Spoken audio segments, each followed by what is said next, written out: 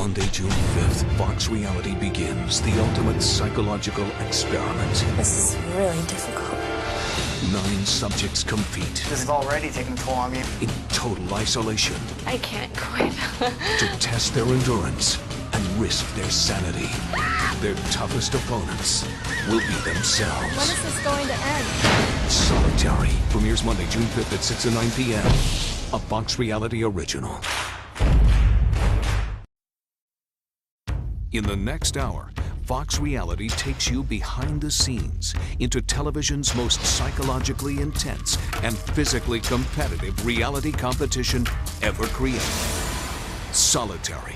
Sort of the twilight zone of reality shows. The concept is revolutionary. Take a group of 9 people, isolate them from one another, and push them to their physical. I'm tired, I'm cranky, and I'm just gonna say it.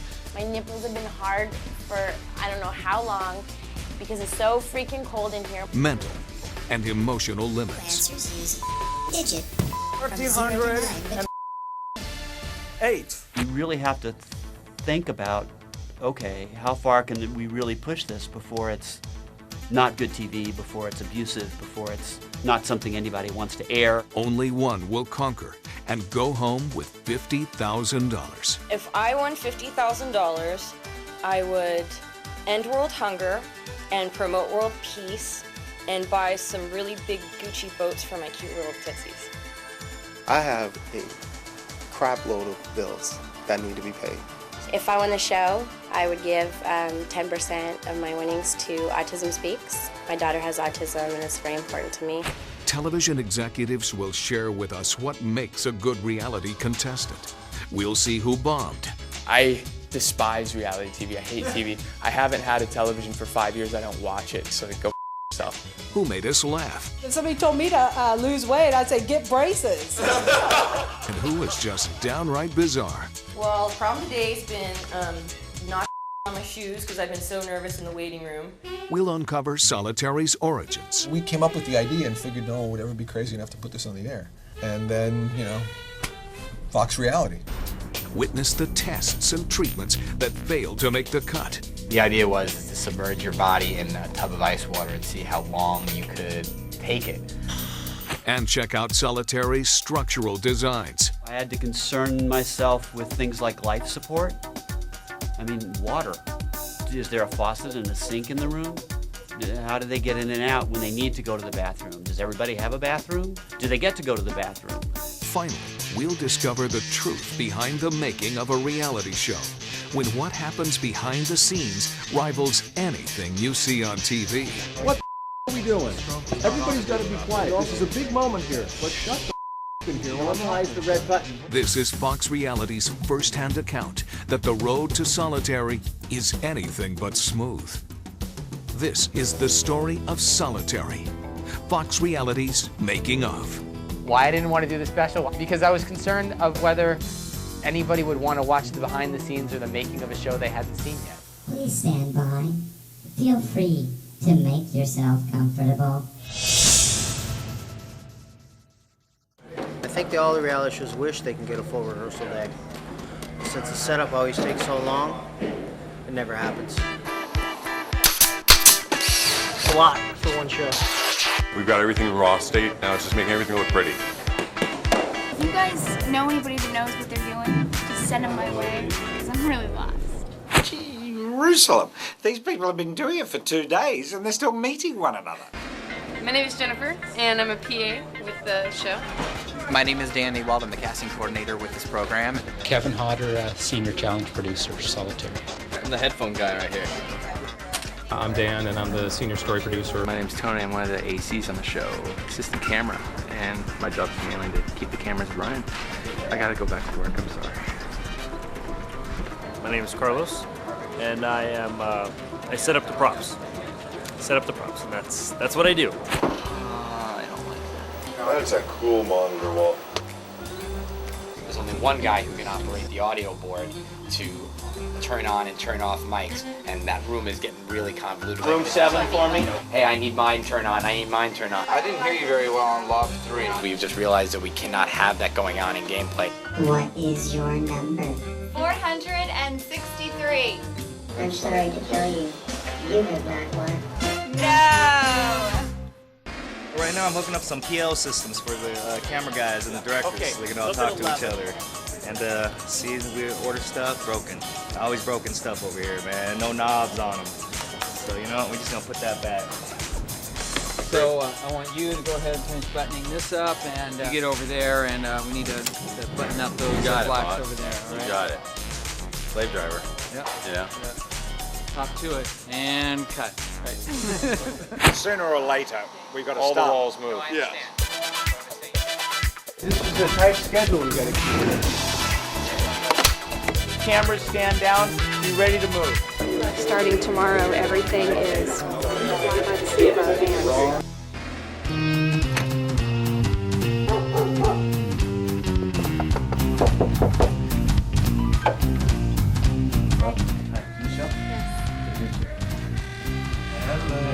All set to go? Yep. Okay. Bye-bye, Mommy.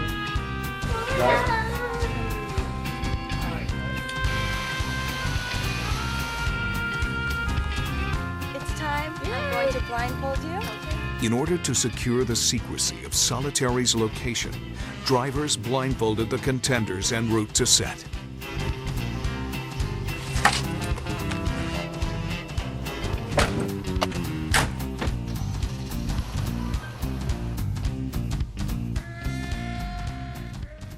What does it feel like being blindfolded? Like it usually is with my boyfriend. I've had my kinky sex before. Hopefully you're not going to hit me, huh? I'm still kind of reeling from saying goodbye to my kids. I still got that lump in my throat. I'm just excited and nervous at the same time. I think there's tread marks in the carpet from where I've walked the same line back and forth, back and forth. Imagining what is gonna happen. Are we gonna be in a cell? Are we gonna be in a room? Are we gonna be put in a barrack? I'm thinking I'm going to be a lab rat, and I'm going to be in a small room, and they're going to conduct tests on me. Chinese water torture, possibly. I guess it's possible that, you know, I'll be thrown in a little hole and just not seen for amount of time until I get pulled out. I just know that I just gave my freedom away about 20 minutes ago. I'm so happy that I heard that this one, I don't have to eat anything nasty. But they said no bug eating, so that's good. I'm expecting you guys from the show to just push me to my limits. Make me face things I've never even faced, couldn't even think of. It's just gonna be a match of will, and who can kind of hold on for the longest. I'll know immediately when I get there if this is something for me. And if it's not, I guess y'all will be bringing me back tonight. I have all these people counting on me to do well, and you know, I believe I can do it. Is that us? Yep. Oh, this is funny.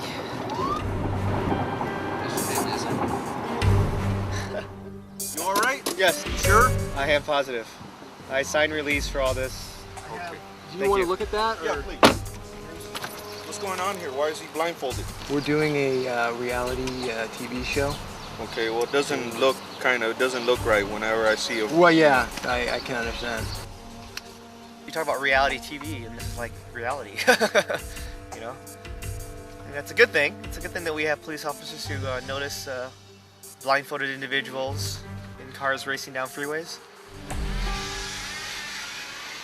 Coming up, discover who caught the eye of savvy Hollywood executives. My friends call me Diesel Dyke. And later, problems on the set intensify. I think you got it. I got it. Oh, we've gone black. When the road to Solitary continues.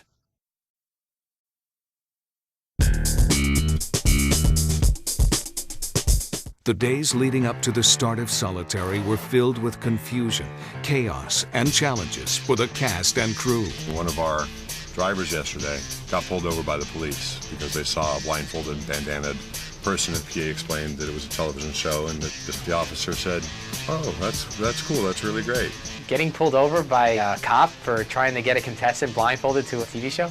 Come on, you can't fake that. Only in reality TV can you do something like that. But choosing the final contestants was one of the biggest challenges of all. Every day, people flock to Hollywood with dreams of finding fame and fortune. But Solitary's casting director knew the show needed just the right type of personalities to guarantee a success. Yeah. This show was so different from like any show we've ever done. Usually you're looking for people that feed off of other people. With this show, it's so different because the whole time they're by themselves. They really have no interaction with another human. It's with the computer. Hello, my name is Val. I am your friend.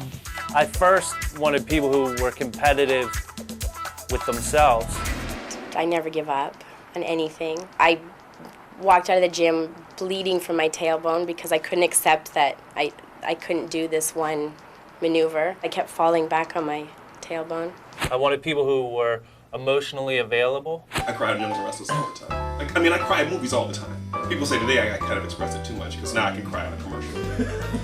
People who were willing to tell you what they were going through. Like what my dad, he was addicted to crystal meth and coke and that was really hard growing up because I had to deal with like what he did to my mom. It was bad. Like I used to be afraid of the nighttime because of that. I mean, a lot of the people that I got were tortured souls. I was raised with my biological mother until I was 6. I was abused by her husband.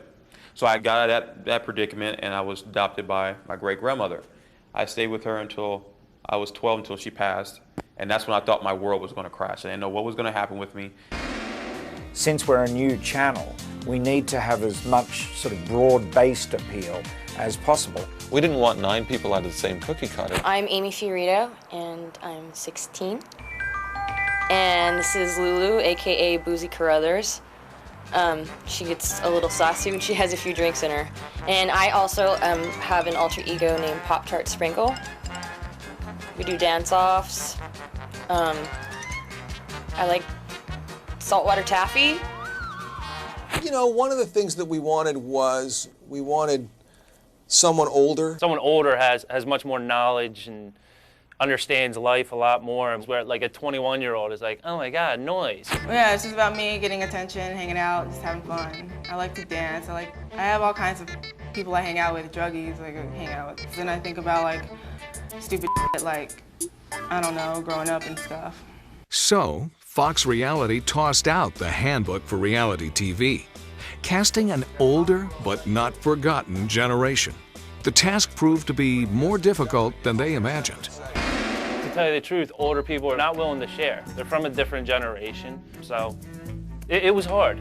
I still stand by my old people for this show. The 3 old people that I found were James, Keith, and Karen. I go, Michigan!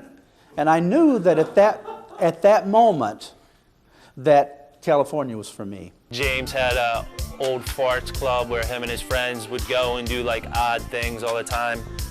They went to, what's that museum where like porn stars put their in cement, and it's in West Hollywood. He's like, I'm over 60, I'm not dead, you know. Hello there. Hey, hello, sir. I have no doubt that I can give anybody half my age a good run for their money. I decided towards the end of last year that I would make 2006 a really interesting year by doing things I'd never done before. I've never done a reality TV show. I've never jumped out of a plane. I've never scuba dived. I've never robbed a casino. You know, there's things I've not done yet. Hello. Hi. Hey, Karen, how are you? Great. What's it been like being a mom? How's that experience changed your life? Well, it gave me stretch marks. My stomach looks like a road map, and my breasts hang down to my knees. But it's, wow. I probably just made you all gay. I'm sorry. I'll keep Karen in my files forever, until she gets on a show. If anybody deserves their own show, it's Karen. You learn that anybody that tries out for one of these shows, there's something missing in them. My best friend was murdered. Kids didn't like me. Black kids didn't like me. White kids didn't like me. Asian kids didn't like me. There's a hole, and they think for some odd reason that this show is going to fill that hole. My mom died when she was 36. I'd had every finger on my right hand broken one by one. This, that, the other thing. They're looking to fill a hole, and they want someone to listen. And, you know, they think if they go on TV, someone's listening. Coming up, With a grand prize of $50,000 on the line, people were willing to do or say anything to be one of the final 9 players on Solitary. As we continue on the road to Solitary.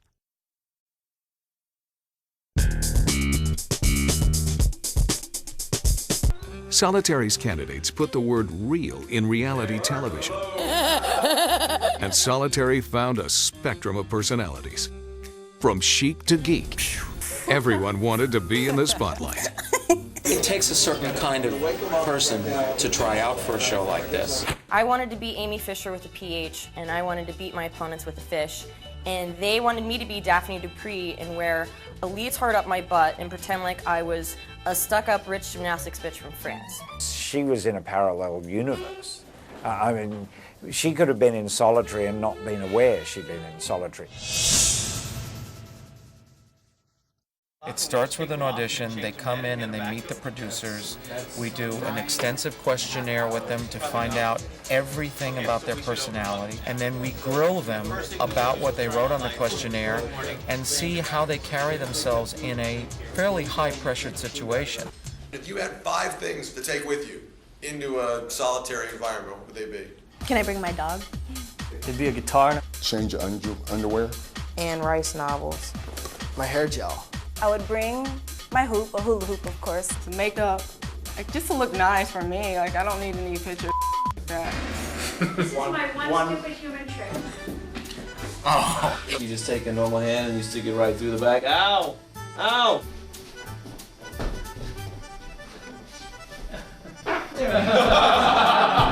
Tell me about your ESP. It's like palm readers. You can pretty much guess anything. I can say any word backwards. Ditalubab Maksid. And that is discombobulated backwards. So what's my Chinese astrological sign? Rabbit. No. Goat. No. What is it? Dragon. So am I. You were skydiving and your chute didn't open at first. Yeah, it came up, it was all twisted up, and luckily we had been through an 8-hour class of what you would do in that situation and just kicked around until it, unwound and it opened. And I went again after that, so. It's like sitting in front of a jury. They walk into a room and there's the producers, the staff of the show, the casting people, people from the network, all sitting there in judgment and staring at them, trying to figure out if they're going to make good television or not. Thank you for having me. Whoa! It surprised me when I walked in and I saw, looked like the audience at the Staples Center. I didn't really know who to speak to. I didn't expect the light to be that bright. I thought I was being grilled and that I had been a serial killer and didn't know it, and that they were coming for me. What surprised me was how many people were actually in the room. I didn't expect that many. But that was a lot more people than the last time. And everybody was asking questions. I would make the cast these 3 women and those 6 guys. I don't know, we have a question mark. We got kind of a question mark about him. This occupation, mama's boy, is what that should read. He is a gay, Jewish Mensa. And a legitimately good guy. He works nonprofit. These are not the opinions of the management of Fox Reality. Exactly. The things that have a more physical side will obviously disadvantage Keith, but there's a lot of stuff that's mental, and there's a lot of stuff that's mental under pressure. Remember, you win a test. You can't get knocked out. You don't even do the treatment. So that's a big equalizer. Ultimately, it was Emiliano, Chris, Keith, Karen, Ariel, Danielle, Steve, Cliff, Florin, Tara Lee, Mark, Pamela, Michelle, and David who qualified for the next step, having their lives examined under a microscope. They pass medical and the background. They've never stabbed anybody or shot anybody or sold a whole bunch of drugs. Then they have to pass a psychological exam, and if they pass all 3 things, then they get to be on the show. So there's a lot of checks that happen before you can get through the gates. We got a Mensa member who was a psych grad student. We got a breakdancing English teacher from a local high school. We got physical trainers and super athletes and martial artists and cage fighters, and some of them very physically tough. Some of them very mentally tough. Some of them some combination of all those things in between. And I suppose In the end, it might prove out that the best all-arounder is the ultimate winner in solitary. Solitary's designated alternates became Ariel and Florin.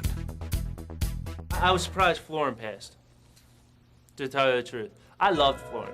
Florin was talking about his temper, and I kept on kind of egging on his temper, like, let me see it, let me see it. So finally, Florin snapped. I told you to stop running around! I think Noel might have peed his pants. Our youngest was 21. Our oldest was 40 plus. So we did pretty well. And we got every size, shape, and color person. So that was fantastic. We just didn't happen to get anybody in the over 60 set, but next time out we will. Unfortunately, casting hopeful Keith didn't pass medical. And Karen ultimately decided she didn't want to participate. And Emiliano didn't make it through the gates. The draw for a lot of the people who tried out was that they could do as well as they could do. And they could win this show where they may not be able to win another show that involved voting off. The first moment, the first seed of, hey, wouldn't it be great to have a reality show where nobody gets voted off? They just crack one at a time. It's just, I quit. And so the entire world is basically the contestant. He or she has no one else to blame but themselves. I think that as a concept for a show I had not heard before. It's the first show where the players never meet each other, that they're competing solely against themselves. They can't psych out their opponents because they don't know who their opponents are. It's psychological fear factor. It's sort of the twilight zone of reality shows. We loved the ability to create an environment that felt isolated and felt challenging and rigorous, but wasn't prison, that wasn't something dark and nasty and disgusting. The good things about Solitary is that it could be told to me in 3 sentences. We get these people, we put them in Solitary, there's no vote outs, they undergo extreme challenges, and the last person to endure wins. Coming up, Fox Reality has to go outside of the box in order to design the ultimate holding cell for the contestants. We talked for a moment about getting big 12-foot round diameter pieces of corrugated industrial sewer pipe. And stand it on end and have these people feel like they were down in the bottom of a well. When the road to Solitary continues.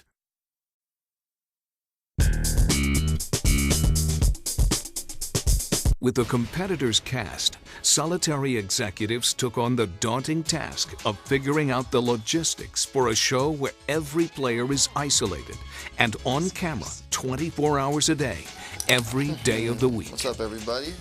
Everything had to be there when they walked in the room because they weren't going to leave again.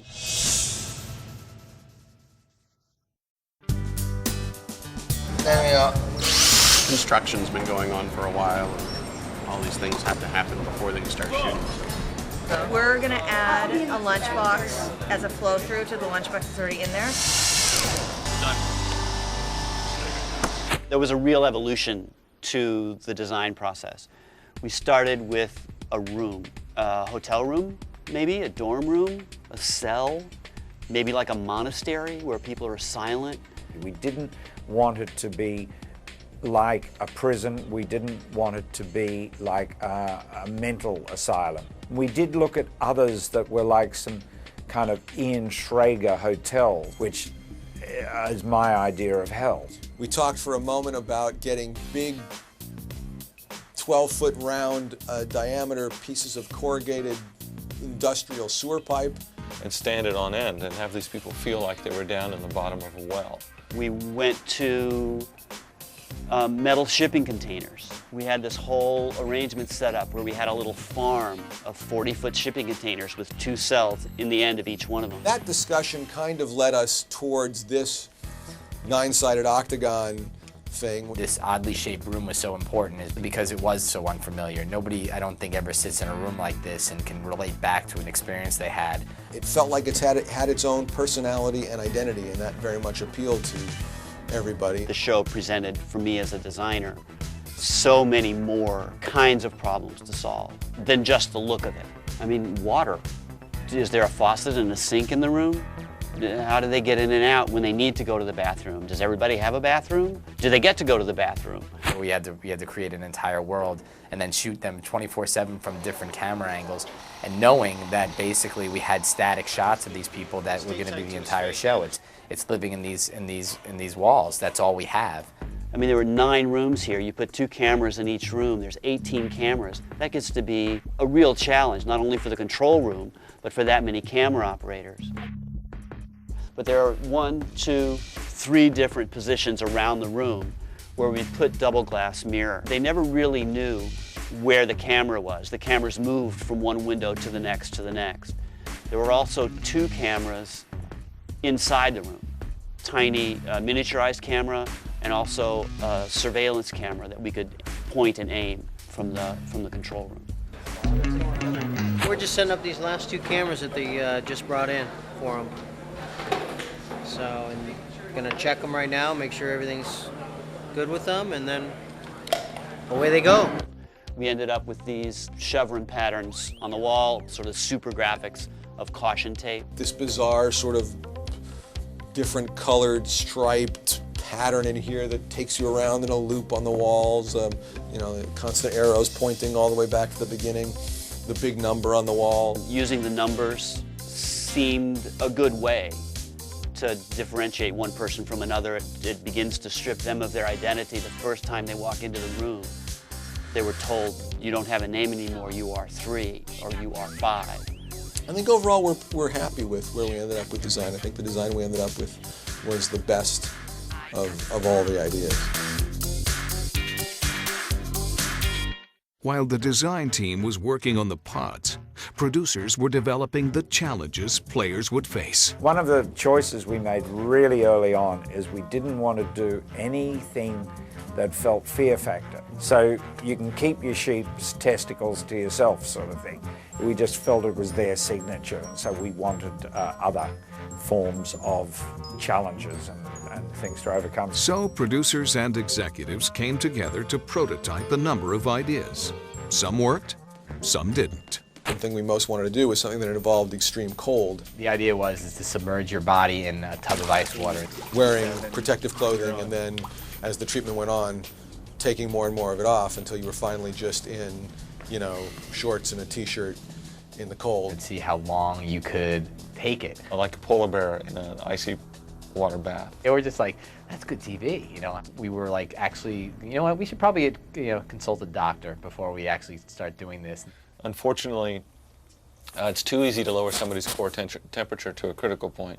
If you lower their core temperature too low, you experience extreme hypothermia and systems start to shut down. And we had to be medically responsible. I was disappointed about that cold. It's one of the easiest to understand in a sensory deprivation. And I would have liked to have seen how people cope with that. Start.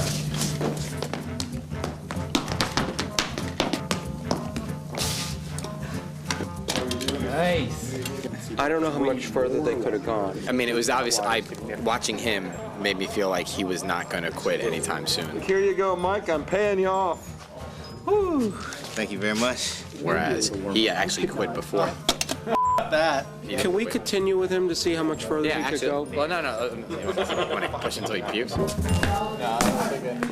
We had another challenge idea we were going to do with extreme smell. It was supposed to be so nauseating that you just quit, and we were basically had a fish sitting out in the sun for a couple days. We were hoping this would, make someone just go, oh, I can't take this anymore, and the sun didn't do anything to it. It just smelled bad, but it wasn't like, if you stuck your face into the fish, it would be bad, but otherwise it was nothing. We talked about doing a thing where you hang upside down. I could hang upside down like a bat forever, and at the point that was so easy for me, we determined that we probably shouldn't do that, although at a certain point we added weights to my hands and I was trying to keep my arms up, and that actually became rather grueling. We should be feeling this one. It's that thumping of the car in traffic next to you, that Subsonic. subsonic stuff, that's what we need on this. Also, light would make this more annoying too. If the light was strobing, you know, if you were visually mimicking the noise of the sound. Do we plan on giving like mufflers to people that drop out, who say I can't take it anymore and drop out and don't want to be subjected to it, but meanwhile they're going to hear it from everybody else? It's like, I can't take it anymore. The first person is walking out the door. That's what I'm saying. The other 5? If somebody's going, I can't take this anymore, we don't even exactly have the ability to stop the noise.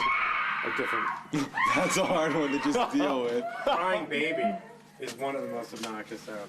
Right, that almost sounded orgasmic at the end, so we... Oh, God. Oh, that's hard.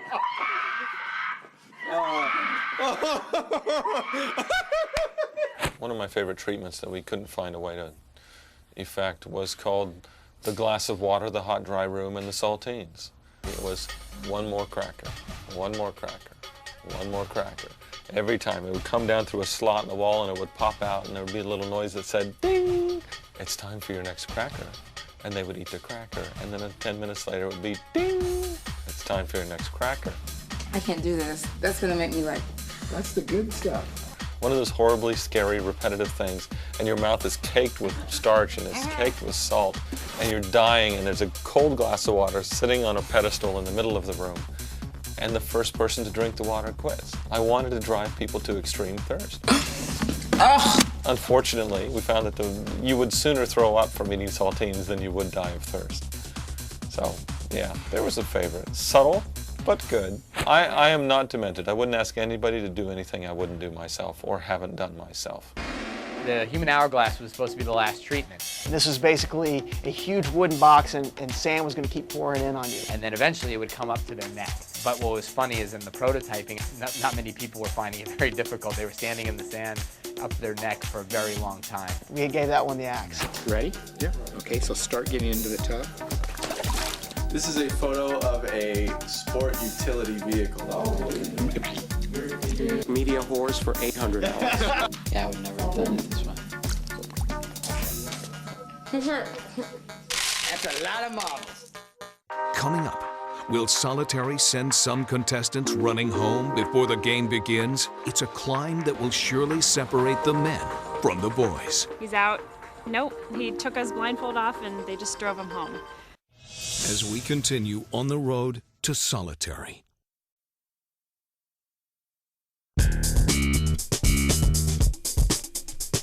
After a whirlwind pre-production, contestant pods are standing by. Game prototypes have been tested and retested. The only thing missing are the competitors.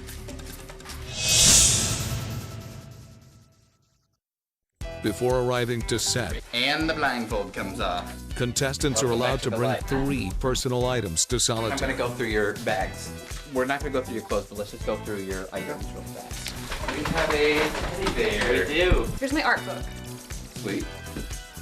This is my training knife. It's plastic. Plastic. Is that Yep, good? that is fine. That's Yay. got holes in it. We know it's plastic. That's my foam roller. This is your foam roller. And racquetballs right here. Cool. Little Buddha statue. We have the Book of Mormon right there. Okay.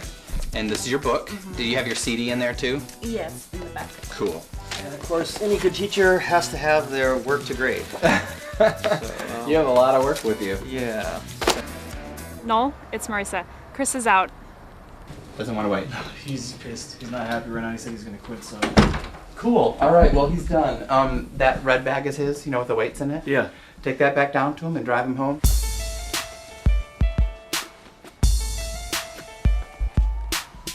Okay, Chris, you can take your blindfold off. Why? They're sending you home. He couldn't wait 2 hours. You know, I'm not impressed. You know, you pick me up in this ragged car. I'm just not impressed with the production. You know, that's it. And then you bring me to someone's apartment. I just don't think that, I don't even know if this will even get on the air. I mean, I'm just glad to be going home. See ya, take care. They just drove him home. So, we're gonna go with Florin? Before contestants arrive to set, producers brief the staff and crew. if you take a step back, this is a truly remarkable opportunity because this isn't something anybody's done before. This will be an experience that all of us will look back on and say, you know, wasn't that weird? We're all here to have a great time and make a great television show. May the next meeting like this be a good one when the show is done. And hello, everybody.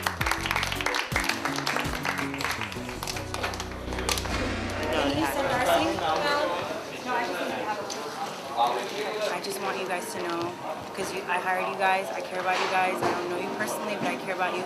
It's going to be crazy. When I say crazy, people are going to be yelling, screaming, cursing. Just take a breather. Trust me, I've worked on these type of shows before.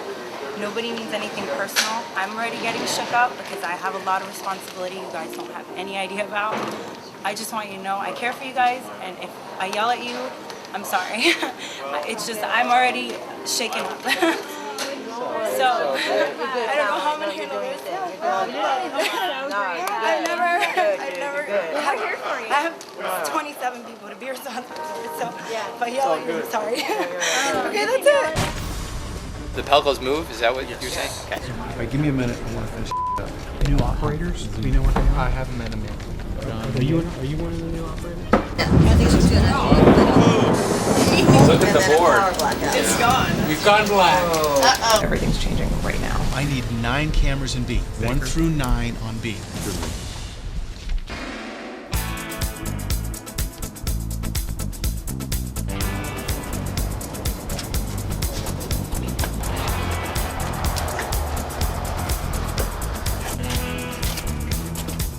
Step on a scale. Okay, ready? Step forward.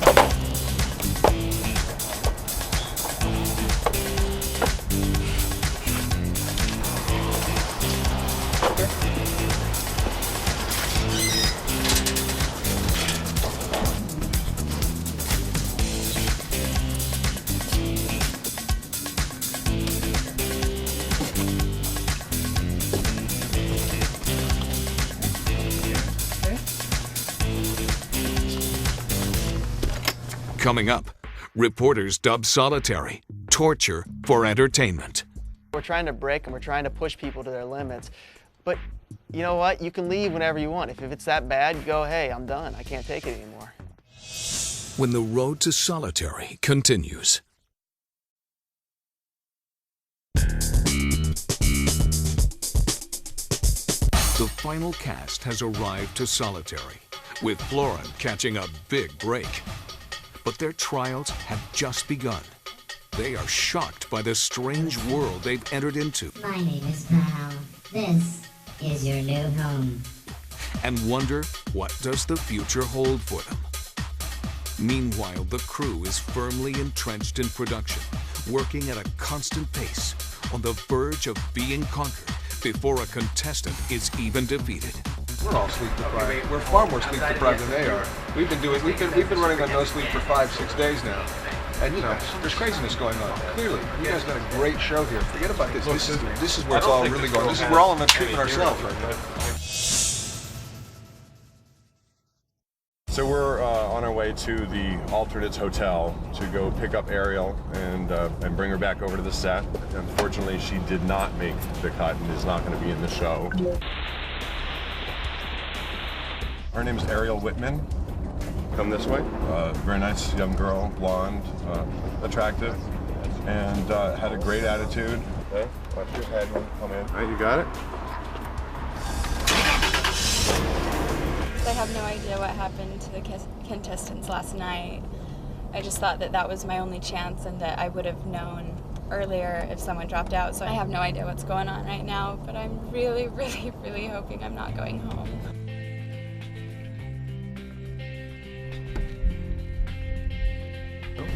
Okay. All right, let's stop right here.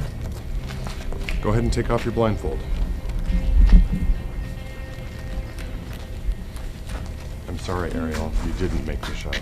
Oh, okay. I'm very sorry. It's all right. Just really disappointed because I really felt like I had a shot at it. I don't know. I don't know who you have in there, but I would have kicked ass, I know it. But really disappointed. It just seemed like a cool show, and I don't know. I couldn't have let myself go home, no matter what. I couldn't say the words, I quit. I couldn't have done it. I know that. We do have you here, and we'd like to show you inside and show you the control room and show you what's going on. Would you like to do that? Yeah. Okay, thanks. great. It's a different perspective to just be in front of the camera and then actually see who's watching you and what the behind-the-scenes production is. Trying to see all the girls and how tough they look. Girls that tend to be a little more wussy, but on one hand they, I think, can think through things better and rationalize. Everyone in those rooms is lucky. If I was forced to be in solitary confinement, how long could I last? I don't know, as long as I had to. I can sit and do the same thing for a long time. The actual solitary confinement, I think I could do for a very, very long time. No, I'm, one of 8 children. This is heaven to me. Being alone in a box, I never had 2 seconds alone in my life. Knowing what I know now, I don't think I'd want to be on solitary, just because it's a lot harder than I thought it would be. It'd drive me crazy just being by myself for that long a period of time. So. Seeing the contestants now and seeing what they've gone through, yeah, I don't think I could have done it either. I'd never be on this show, ever. It would appear that my sort of collapse would occur probably at one of the physical challenges, and then possibly my bad temper, which would cause me to have a sort of a pissy little hissy fit and quit. Production doesn't need to stretch their imaginations very far to guess how they do in solitary. They are living solitary. What was the game we did last night? I've lost a social life. The nature of the show is that it's a big pain in the ass. It was pretty intense. The second most hellish production I've ever been involved with.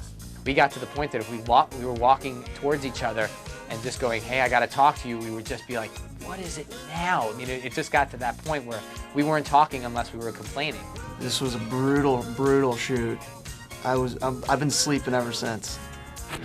What day is it? We're in, I can't even remember anymore. We're averaging 5 hours a night.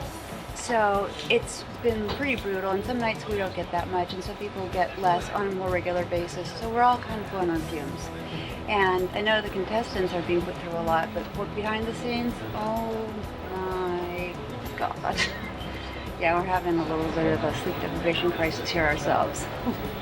We're conducting our own experiment with the crew to see how we all survive with sleep deprivation and stressful task of putting on a television show.